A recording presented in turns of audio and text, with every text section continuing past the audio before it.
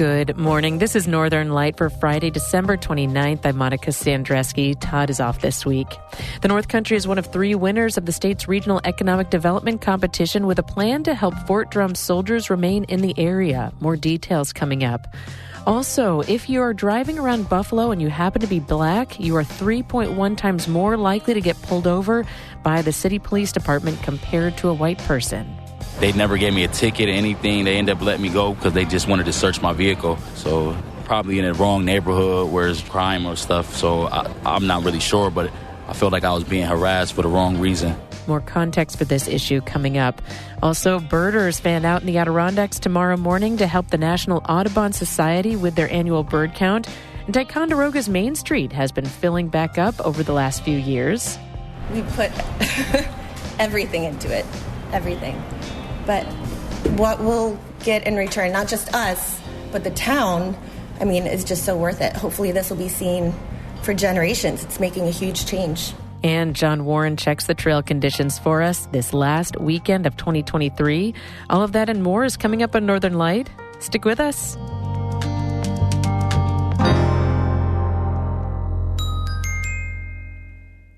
Support for Northern Light here on North Country Public Radio comes from the Depot Theater Westport, a professional equity theater in the Adirondacks celebrating its 45th season, depottheater.org, and by NCC Systems, protecting North Country businesses and homes for 50 years, offering cameras, security, fire alarms, and entry control, nccsystems.com.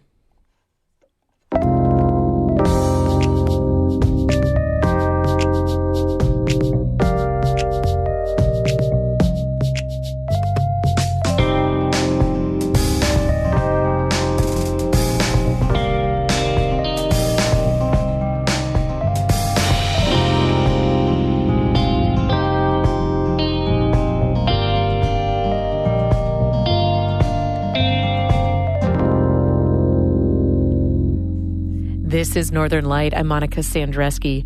The North Country's Regional Economic Development Council is one of 3 statewide to win $10 million in state funding.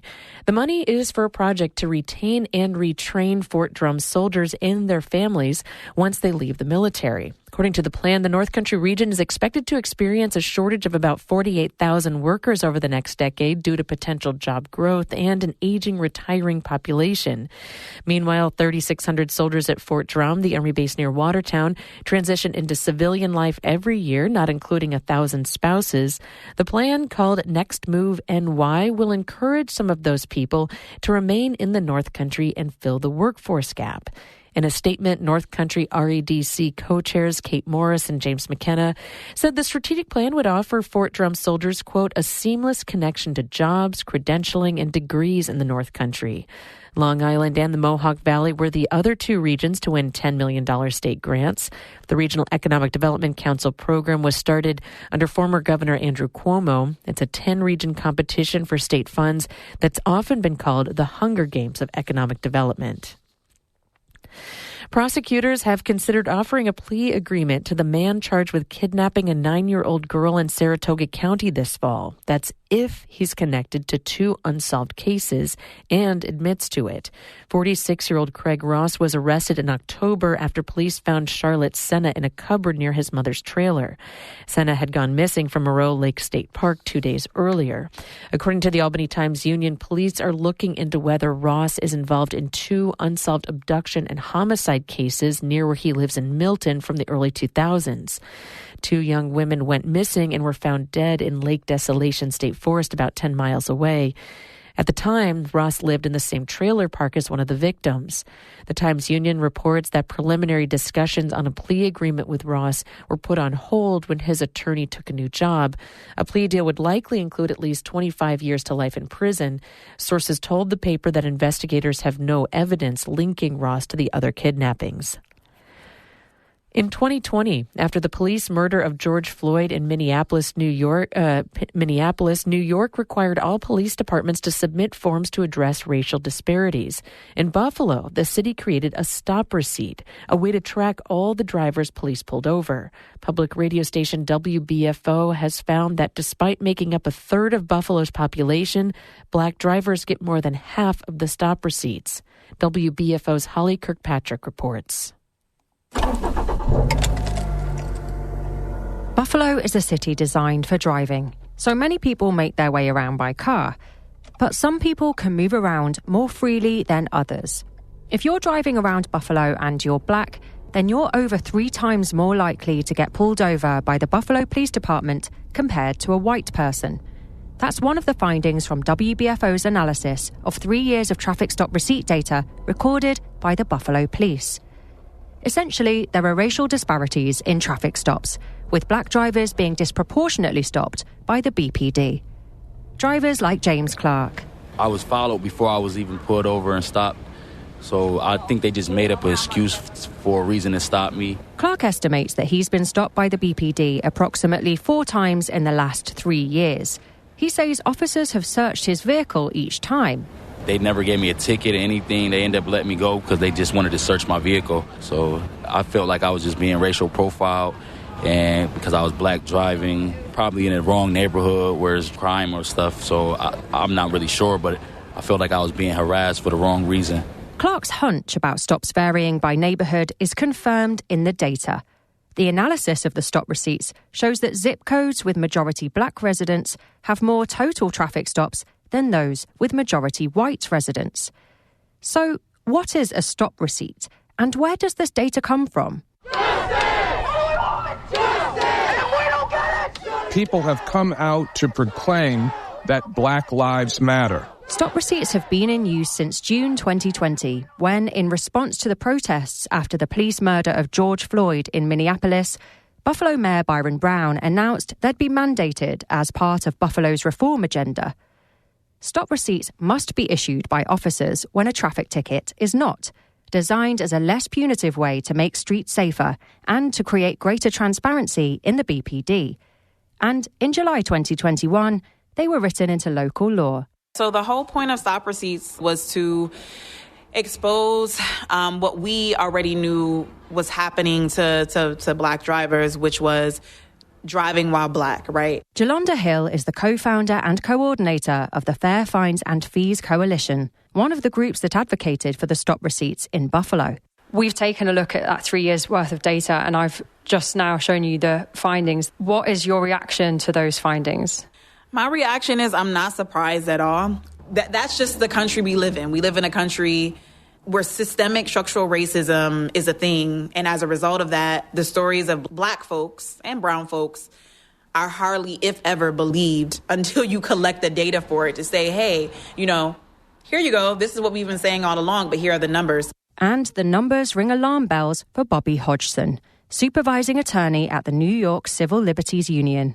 This certainly suggests that there could be racial profiling happening. People could be stopped because of the color of their skin. It raises a host of civil liberties and civil rights concerns about why the Buffalo PD is doing what it's doing. Everybody knows what sort of very serious outcomes can flow from a vehicle stop. Everything from being arrested to police violence to vehicles being seized. And when they're happening at disproportionate rates to black people in Buffalo, that means people are at risk just from going out in their car. And there's another way the BPD could be legally exposed.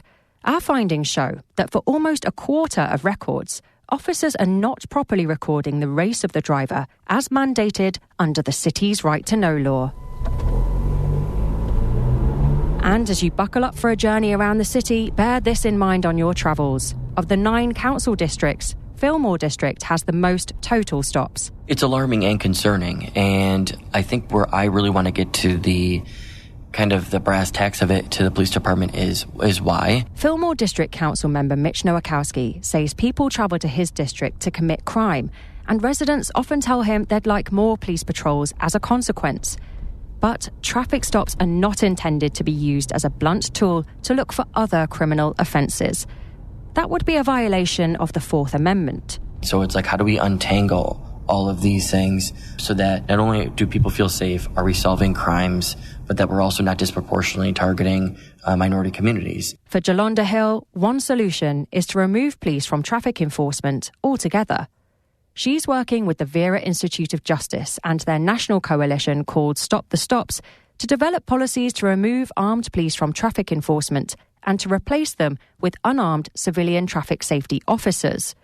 But that process will take time. Because let's face it, police have been enforcing traffic safety for decades. So to just remove them, and it's just like, that's irresponsible advocacy. So obviously we're working with lawyers, we're working with people that are experts, people with lived experiences to write a smart policy that makes sense for drivers, that makes sense for city government, that makes sense for residents. In a statement in response to this story, Mike DeGeorge, the city's director of communications and senior advisor to the mayor, did not directly address the findings or claims made in this piece.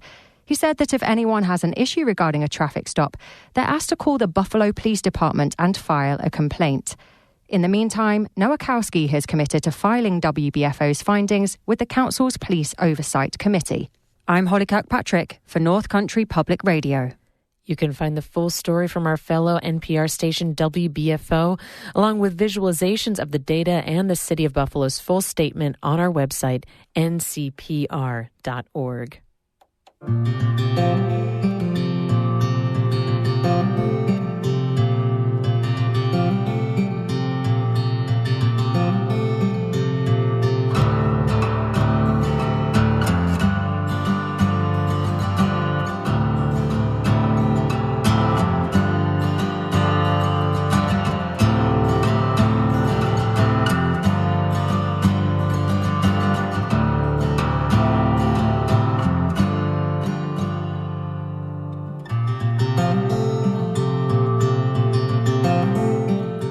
You're listening to Northern Light right here on North Country Public Radio. It's about 10 after 8. Good morning. I'm Monica Sandreski.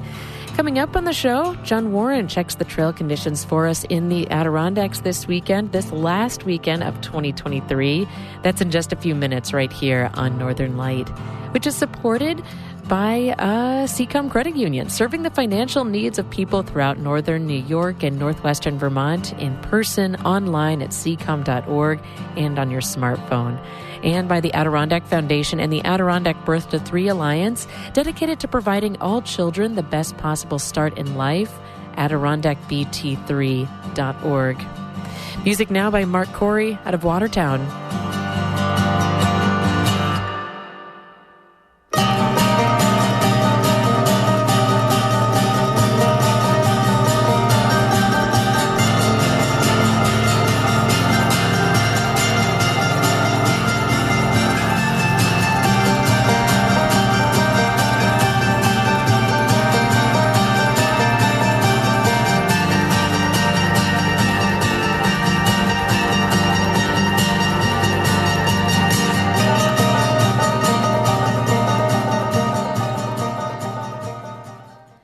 Ticonderoga's Main Street has seen a lot of changes in the last few years. The town newspaper moved its office there, the food co-op expanded and moved in, and a bunch of small women-owned businesses opened their doors, many of them during the first 2 years of the pandemic. Well, it might sound counterintuitive. That's following a nationwide trend. 2020 saw the highest number of new small businesses open since 2005. We're revisiting some of our favorite stories of 2023, and Amy Feiereisel visited Ticonderoga last spring, and this is her story. 36-year-old Jamie Cool grew up in Ticonderoga, and she remembers what their main street, Montcalm, felt like when she was a kid in the 1990s. We used to have Ames, which was like a department store back in the day, and next door was like Newberry's, and you could go in there and sit and get like a milkshake. Then, like many small towns across rural America, those businesses closed, a Walmart moved in, and Montcalm Street languished. In many ways, Ticonderoga became a bedroom community, with people driving elsewhere for work and their groceries. But Cool would like to change that. She sees potential here, even if her younger self didn't. Couldn't wait to leave, which most of us are like that. I feel like coming out of high school and then ended up coming back in my adult years, and I don't want to ever leave. You know, I like it now. I want to raise my kids here. Cool is just one in a group of younger women who have opened stores on Montcalm Street in recent years, part of a wave of new small businesses across America. And many of them, like Cool, moved back to Ticonderoga to do it. Cool is the co-founder of the Adirondack Trading Post, a maker's co-op. You can find local food, crafts, and clothing here. Cool makes custom T-shirts. She and the other makers share the rent and take turns staffing the store. They're in a big old house on Montcalm Street. And our goal is to take over this whole bottom floor of this building. This room is where Nicole, Michelle, and Katie will come into. So we'll take that wall down so it will flow right over. Cool wants the building full of local vendors and Montcalm Street bustling.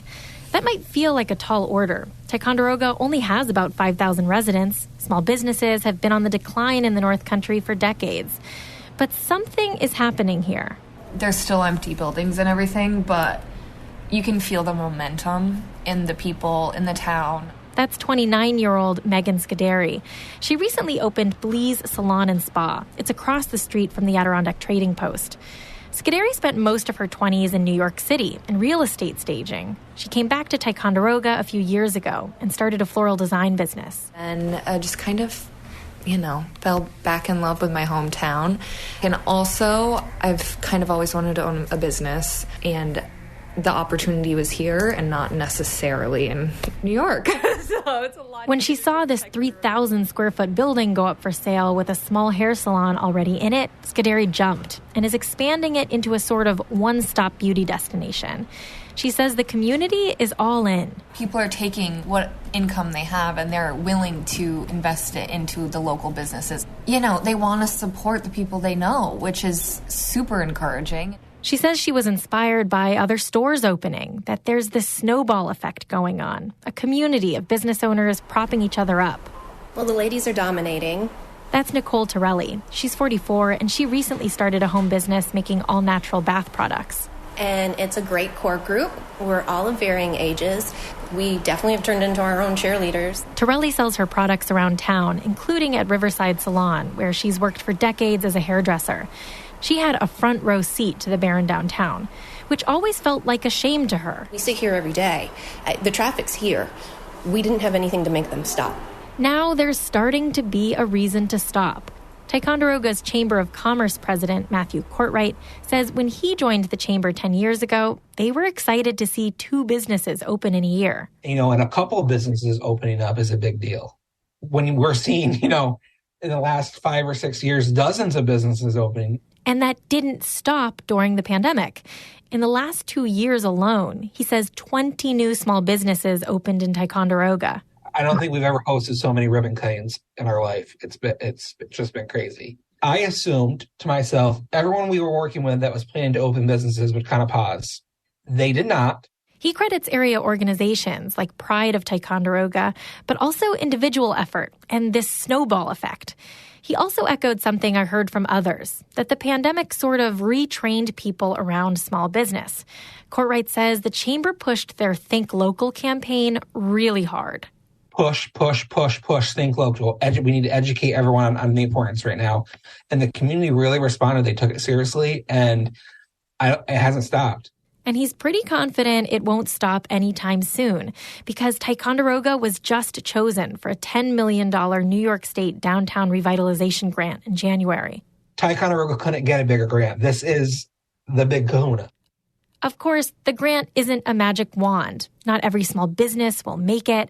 And there's a certain element here of having to build it and believe they will come.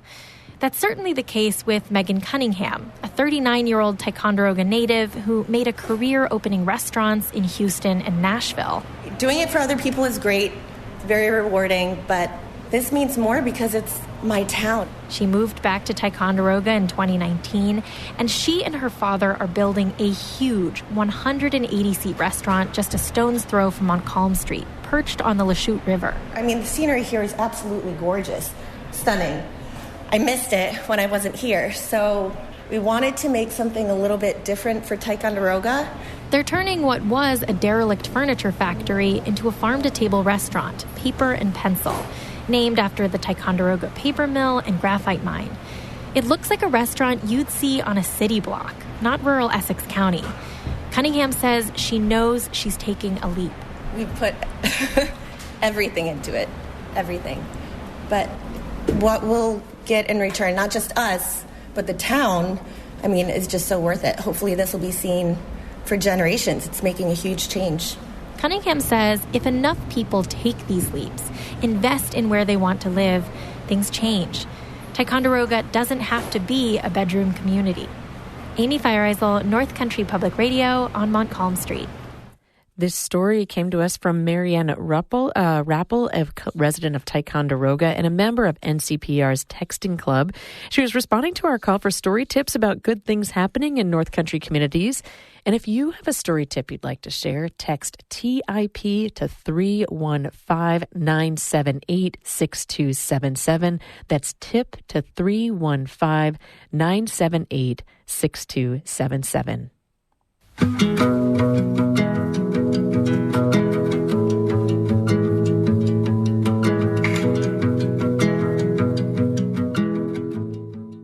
Most New York Racing Association racing will occur at Aqueduct Racetrack in Queens in 2024. NYRA unveiled its schedule yesterday for 195 racing days, while Belmont Park on Long Island undergoes renovations. The Belmont Stakes will be held at the Saratoga Racecourse in Saratoga Springs for the first time as part of a 4-day festival starting June 6th. Saratoga will then open for its regular 40-day meet July 11th, running through Labor Day. Other 2024 meets will be held at Aqueduct. And New Yorkers are encouraged to get outside and take a hike on New Year's Day. It's the Office of Parks, Recreation, and Historic Preservation's 13th annual First Day Hike celebration. Dozens of state parks and attractions are hosting events. In the North Country, Wellesley Island State Park in the Thousand Islands, Moreau State Park near Glens Falls, and Pointe Rush in Plattsburgh will have guided hikes for visitors. Some events do require registration. You can find out more on our website, ncpr.org.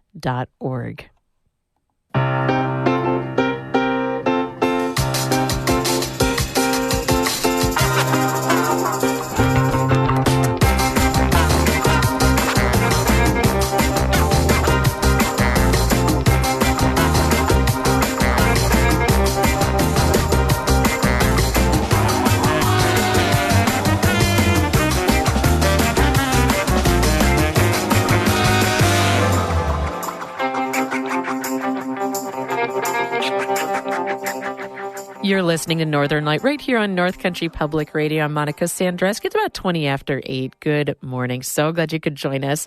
Coming up, John Warren checks the trail conditions for us in the Adirondacks. Then after that, it's Bird Note coming up after the show. Tree swifts are the minimalists of the birding world. A tree swift's whole nest is just a tiny cup, just large enough to hold a single egg. We'll find out more just ahead at 8:42.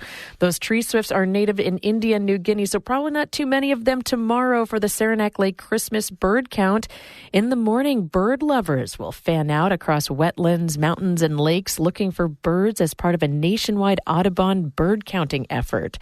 The goal of it is to document and monitor bird biodiversity in the area. And this year, 34 people are looking for and identifying birds by walking, driving, paddling, and skiing. Stephen Langdon is an ecologist and has been coordinating this event since 2018. It's a 7.5 mile radius circle, and we send out people to different territories within that huge area. It's a great deal of diversity of terrain. So we go from just shy of 4,000 feet up on Moose and Mackenzie Ridge to the lowest point on the Saranac River as it heads out to the northeast. They go out and they record the species and number of individuals of birds they see on this assigned territory. This is a mix of a fun citizen science project when everybody is home and the statistical rigor of the sampling design does allow for tracking of changes in bird diversity over time. And we have to remember that this is one of, I think, hundreds of bird counts across the country and across Canada The national count has been going on for about 125 years now, and this is the 68th year in Saranac Lake, supported by the Northern New York Audubon Society. Langdon will also compile the data from the bird count. He took over in 2018 from Larry Master, who ran the Christmas bird count for over 3 decades. It's a bit of a chore, but it's fun work, and I'm actually very good at doing the data end of things. I'm a mediocre birder, so I became the compiler, volunteered to become the compiler just because it got me exposed to really smart people who are good at identifying birds. He says if you're interested in joining in on next year's bird count, Langdon is already recruiting. He's in special search of counters willing to hoof it up mountains and hike into remote forest lands. You can find his contact info at ncpr.org.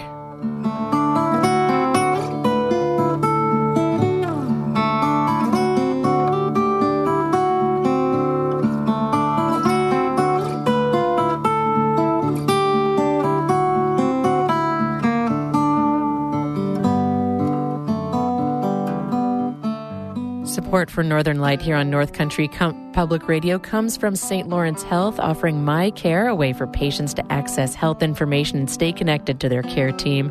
Registration is available at stlawrencehealthsystem.org. At last check, it was 39 degrees in Sackett's Harbor, 37 in Malone, 40 degrees in Lake George, and 39 degrees in Old Forge. Rain showers becoming a wintry mix likely for much of the region.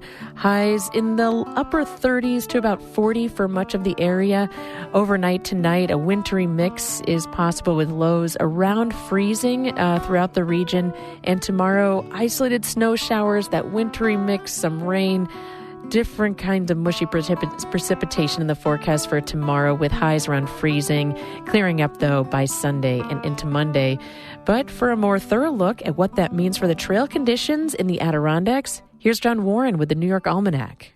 On Saturday, sunrise will be at about 7:31 and sunset at about 4:26. Winter seems to have retreated this week, at least at lower elevations. There remains winter conditions with fresh snow this morning at higher elevations, however, and colder weather on the way for the entire region tonight. Temperatures on high peak summits will remain in the teens through the weekend, with wind chills near zero. Expect some fresh snow Saturday on summits as well. Rivers and streams are well above normal for this time of year. Rivers and streams are open and will be difficult and some impassable this weekend. Lake Champlain is near flood stage. Snow cover at lower and mid elevations is all but gone, with the exception of above about 2,500 feet, where up to several inches remains in places. Expect to encounter trails that are wet and muddy in some spots and lightly snow-covered and icy in others. Carry traction devices. There is no backcountry skiing or even cross-country skiing at groomed facilities, and won't be until at least New Year's Day at the earliest. Real diehards may find a little at Mount Van Hovenberg by Sunday, thanks to their superior snowmaking capabilities, but definitely call ahead. Downhill skiers and boarders will find a few trails open at Whiteface and Gore this weekend, thanks to cold temperatures that will allow for the snow guns to start again, but call ahead to smaller mountains. Unfortunately, those are the outdoor conditions in the Adirondacks as we head into 2024, and I wish you all a snowier and pleasant new year. For North Country Public Radio, this is John Warren from the New York Almanac, online at newyorkalmanac.com. So sweet. Always appreciate John Warren here on Northern Light every Friday, so faithfully here for the show. A happy new year to him as well. Well, over the past couple of weeks, we've been peppering in some music that came out of the North Country in 2023, and today we'll head to Burlington to hear from the group The Worm Dogs. This is their song, The Other One's Heart, that they produced this year.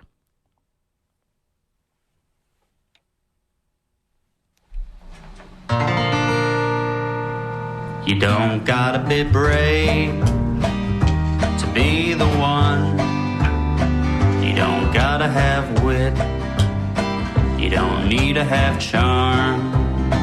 You don't gotta look cool. You don't need to be smart. You just gotta be the one for the other one's heart. There's so many people out there, they all can't be that great. Still, love is all around here. It always finds a way. Not a perfect match made in paradise. see who were better off together, so they weather anything.